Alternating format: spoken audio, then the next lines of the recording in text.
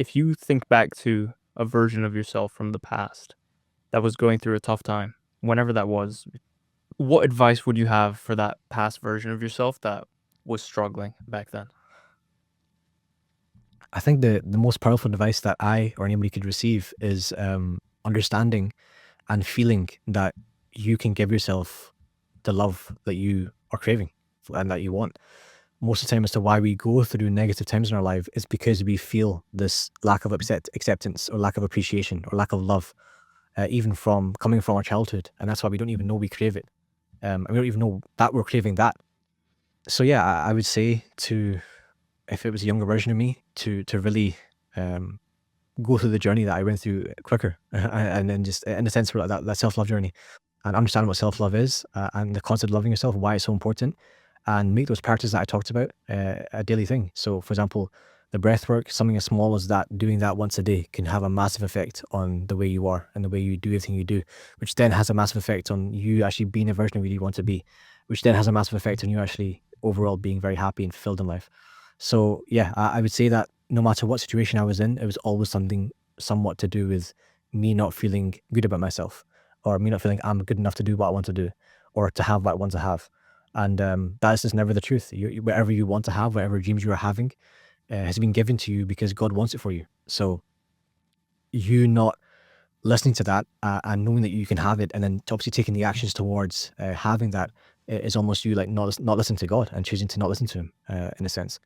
So yeah, I would say that is the most powerful advice I can give. And also as well, I would say something that I've been thinking about a lot recently is that the most powerful form of prayer, obviously people when they're in negative times go to prayer, and go to asking for help, I guess. One of the most powerful quotes or lines is that the most powerful form of prayer is action. There's no more powerful form of thanking God or praying to God than you just doing things. And if it's meant for you, He will give the outcome you want. If it's not meant for you, then you won't get it. That's something that for me is always has been recently a very important line that I keep saying to myself, is that if there's no point in just sitting there praying for no reason, if I'm not going to take action, because then I have no trust in God nor myself. So yeah, no matter what situation you're in, just start taking action on something. Going to the gym, starting with your work.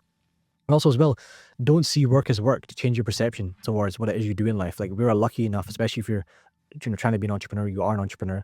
What we do is not work, especially with the perception that most people have about work. It's creation. I would definitely want people to see their work or what they're doing day to day, if they're building their business and fulfilling their purpose, and doing things that they're passionate about, not as work, but instead they're creating every single day.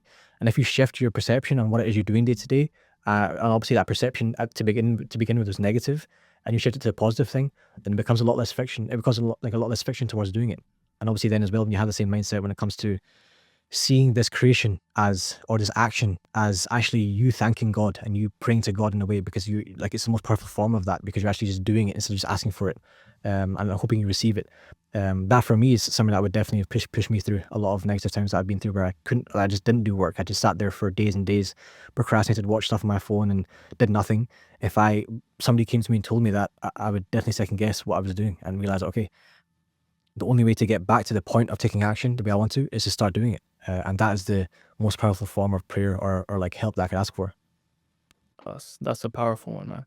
And, in the end of the day, I think to live through life and at least not even try to be the hero in your own Mhm. story is, yeah, if not sad, at least not ideal. Yeah, it's a disservice to yourself. That's what it really is. That's a good way to put it. 100%. Exactly that. It's a disservice to yourself. And so a prerequisite to being the hero of your own story is at least loving the hero in the story. Yeah, exactly. Yeah, 100%. And you also have to realize as well that the hero is who you are right now. There's no gap. There's no place you have to get to be that hero. Like, you are that hero now, and that hero is what will get everything you want to have.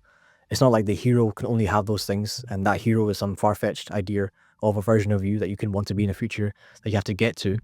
You are that right now. And that's one of the biggest like advices that I've been given as well, by a good friend of mine, is that when I was in not so good a point in my life, I asked him, there's a version of me that I want to be, and I just haven't been able to be that version of me yet. And he said to me, "What if you just forgot all of that, and you just realized that version of you is you?" And I had no answer. I was like, "Yeah, actually, yeah. You know what? There's nothing I can really argue. There's no way I can argue that." if I wanted to be that, I can be that way now. What is actually objectively stopping me from being that way of me? Just me. Just what's going on in my mind. So yeah, that's something that honestly one of the most powerful, I guess, things you can do, exercises you can do, is think to yourself, what is the dream version of me, and what is the when I see myself as the peak of me, the best version of me in every single sense of your life, aspect of your life, define that in extreme detail. And then the most powerful thing you can do is every single day not work towards being that, but just be that. There's nothing to work towards. There's no work to do. You can just look at everything that you've written down in the sheet of who you are and who you want to be, and then just be that like that. And people put so much like in between that. They create this massive gap that, they can only get there when they make a certain amount of money, or when they live a certain life, or move out of their hometown. But all of that is just, what I've realized, is just BS. It's just, so you're just making up in your head to keep you back, keep you the way you are, because obviously that is what's comfortable to you, and being the way you want to be is uncomfortable. And of course, as well, like realizing that whatever feels uncomfortable is what you need to be experiencing. Like if it feels uncomfortable, that is when you know you need to do it. If it feels weird and you feel a bit scared, that's when you know you need to do it.